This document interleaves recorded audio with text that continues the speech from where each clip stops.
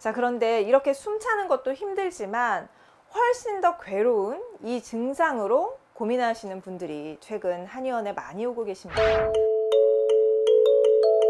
안녕하세요, 박미경 한의사입니다. 자, 요즘 다들 이렇게 매일 마스크 다 끼고 다니시죠?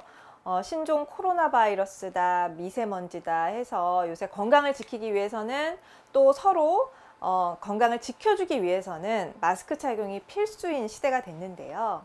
또 그냥 마스크가 아니잖아요. KF80, 94 이렇게 필터 효능이 좋은 마스크를 쓰시는데, 그래야 미세먼지 뿐만이 아니라 여러 가지 질병 원인도 차단된다고 해서 보통 필터 지수가 높은 것들을 많이 쓰고 계십니다.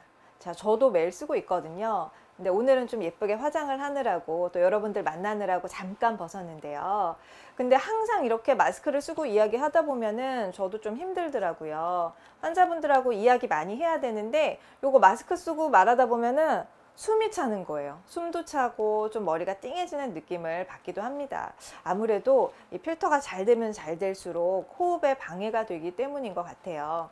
자, 그런데 이렇게 숨 차는 것도 힘들지만 훨씬 더 괴로운 이 증상으로 고민하시는 분들이 최근 한의원에 많이 오고 계십니다.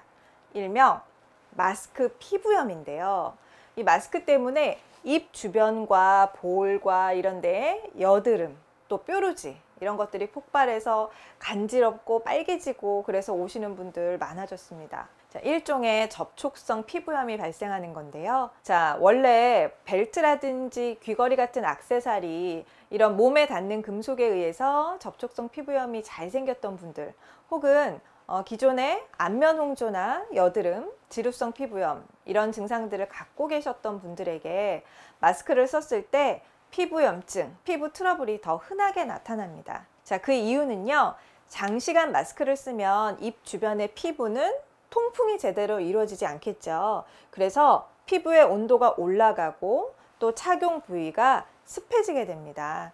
따라서 안면 홍조나 여드름이 있던 분들의 경우에는 피부가 뜨겁고 축축해지니까 더 자극을 받아서 염증이 심해질 수 있는 환경이 조성되는 거예요. 자, 특히 메이크업까지 하고 계신다면 이 마스크에 어떤 우리가 쓰는 파운데이션 같은 것들 유분기가 잔뜩 묻잖아요. 그래서 오염되기 때문에 좀 세균도 번식할 수 있고 더 피부 트러블이 심해질 수가 있습니다. 자, 한편으로는 마스크 자체의 성분이 피부에 닿아서 알레르기 반응을 일으킬 수도 있습니다. 일회용 마스크의 경우에는 어떤 화학적인 섬유로 만든 부직포로 되어 있는데요. 이때 여러 가지 부속품들과 접착제가 들어가게 되잖아요. 그리고 또 코 부분에 이렇게 구부리는 접촉하는 부위에 금속이 들어가 있는 경우가 있어요. 그런데 이러한 여러 가지 물질들이 피부에 닿게 되면은 자극을 주어서 트러블을 유발할 수 있는 겁니다. 마스크도요, 좀 회사와 제품이 여러 가지잖아요. 그런데 유독 화학적인 냄새가 강한 것들도 있고 또 유독 내 피부에 맞지 않는 제품이 있을 수도 있습니다. 그래서 일단은 좀 한 장씩 구매해서 사용해 보시기를 추천을 드려요. 우리 여성분들의 경우에는 생리대 사용하시면서 피부 트러블 경험해 보셨을 거예요. 그런데 각 회사나 제품에 따라서도 달리 반응할 수가 있잖아요. 그래서 내가 써봤을 때 좀 피부에 부담이 없었다 했던 제품을 반복 구매하시기를 추천을 드립니다.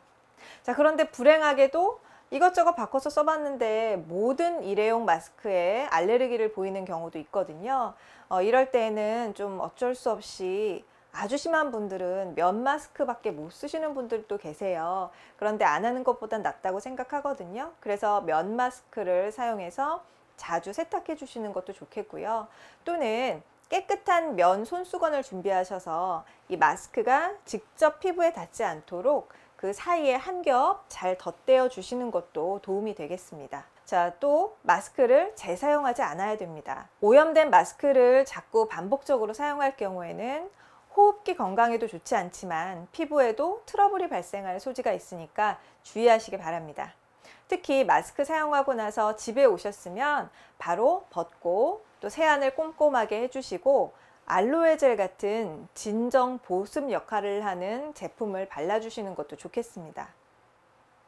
자, 앞서서 제가 빨개지고 가렵고 하는 여드름 환자의 경우를 말씀드렸는데요. 이 여드름 환자분들은 붉게 염증이 퍼지면서 홍반이나 구진이 늘어나는 경우가 흔한데요. 이 반대의 경우도 있기는 합니다.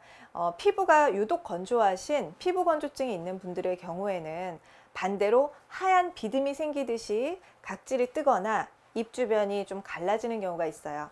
자, 이런 분들은요, 립밤을 좀 입 주변까지 좀 두껍게 넓게 발라주시거나 아니면 평소에 쓰셨던 바세린 같은 제품이 있다면 보습과 코팅 용도로 입 주변에 좀 수시로 발라주시면 예방에 도움이 되겠습니다. 우리 피부는 염증을 방치하면 안 돼요. 왜냐하면 흉터 생기고 색소 침착이 되어서 좀 자국이 남는 경우가 있고요.